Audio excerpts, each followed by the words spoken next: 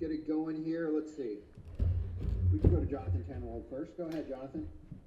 Thank you, Aaron, and thank you, Vlatko.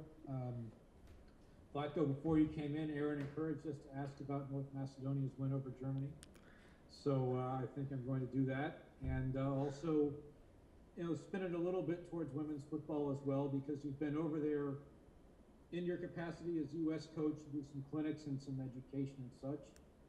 And, as their men's football has this historic moment, what do you hope also for the women's football? I just hope the women's side of the program grows and does as well as the men's side. We see significant growth on the men's side, and we see lots of investment, financial resources, manpower, everything. So hopefully they do the same thing on the women's side, and I know there's willingness, and hopefully they just focus on it and do better going forward. Thank you. Thanks, Jonathan. Let's go to Meg Linehan. Go ahead, Meg. Vlatko, just in terms of, we're looking at cap number 300 for Carly Lloyd, and I was hoping that you could speak to her role on this team right now, but also, your relationship with her. Obviously, there's a lot of history with her on this team that predates your time as a coach, and how you walk into a relationship with a player like that. Yeah, so Carly is a true legend for the national team. 300 caps. There's only few players that they know how that feels and what it takes to get there. And she has been tremendous before I got here. So when I was just a fan, and she has been great since I got here. True role model for the young players, extremely hard worker and dedicated to being the best version of herself every time when she steps on the field. The relationship that we have actually we developed very easy. We both want the best for Carly. She knows she wants the best for her. I want the best for her, and we both want the best for the team. And it's easy to have a good relationship when we have same or similar goals. Perfect. Thanks, Vlatko. Thank you. Thanks. Let's go to Dan Pentland. Go ahead, Dan. Thanks, Aaron. Hi, Vlatko. Just a question on Rose Lavelle. Obviously, she's done superbly for the national team. But due to injury and competition at Manchester City, a lot of her outings have come as from the bench.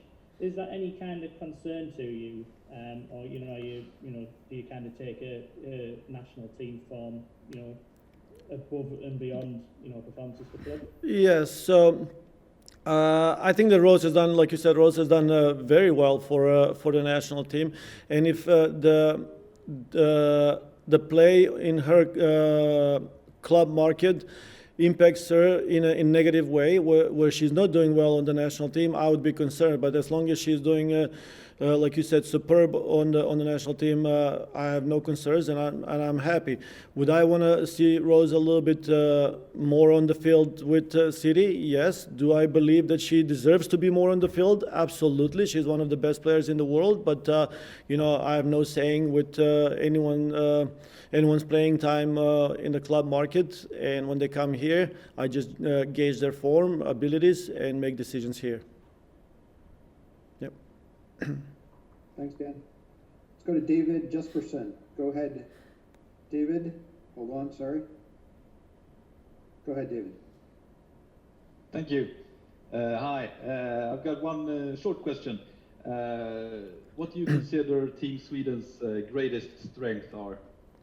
I think that their organization and discipline on the field, mentality on the field, is something that they've had forever. I mean, they're very organized, disciplined, and their creativity. They're very fluent in their attack, and we chose to play Sweden for that reason, because we knew that they're going to present challenges that maybe some other teams will not be able to do.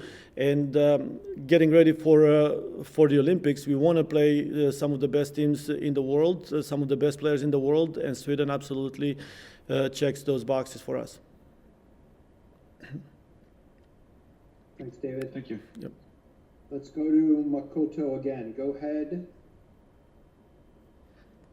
You're unmuted. Thank you, Aaron. First of all, welcome to Sweden. Thank you. And the question is there any player in Sweden that you are like extra impressed by that you feel is the biggest threat in the Swedish team right now? There are several players that we feel that are a threat. We obviously are very familiar with Kosovare Aslani, great midfielder. She's been around the game and she's very creative and understands the spacings and knows how to expose any little space that opponents give her. Sofia Jakobsen on the right side has been very dynamic, great penetration. So she's someone that we've been watching very close and making sure that we can stop her. Stina Blekenstenius, unbelievable runs. There's so many of them. Caroline Seger dictating the attacks and everything, starting everything. Like I said, there's so many good players with different qualities that will present different challenges and obstacles for us. So as much as we feel threatened, we are actually embracing these challenges or preparing to embrace these challenges because that's what is going to help us get better going into the Olympics. Thank you. Thank you. Thank you. Well, looks like got a couple more for Vlatko. Let's go to Alex Ozzie. Go ahead, Alex. Hey, Vlatko, Alex Ozzie with NBC Sports and On Her Turf. A follow-up question about Carly. I think she got her first U.S. national team cap in 2005, back when you were still playing. And I was curious if you have any memories of watching her back before you entered, a coaching role, whether it was at the 2008 Olympics or 2011 World Cup. If you have any early memories. Yes, I don't have memories of watching her, but I do remember Carly Lloyd from back then. I mean, as she was as she was developing her role on the national team or making a name for herself going forward, I certainly remember the name of Carly Lloyd. And even in the NWSL, when I became a coach, she was always, every time when we played against the team that she was on, she was always a focal point for our defenders. One long time ago, just maybe a spectator and became a fan, and now being a coach for Carly Lloyd is just a privilege. I mean, I enjoy every minute, every second that I spend around her and talking soccer. Thanks, Vlatko. All right, we're going to go to, I think this is the last one for Vlatko. We're going to Meg Linehan. Go ahead, Meg. Again, I just wanted to ask you quickly about Katerina Macario not being able to make it for the camp and these two games, just with the quarantine procedures, with Lyon's kind of ongoing mess with COVID-19, but just how that impacts maybe what you're trying to see from her as the roster is still taking shape.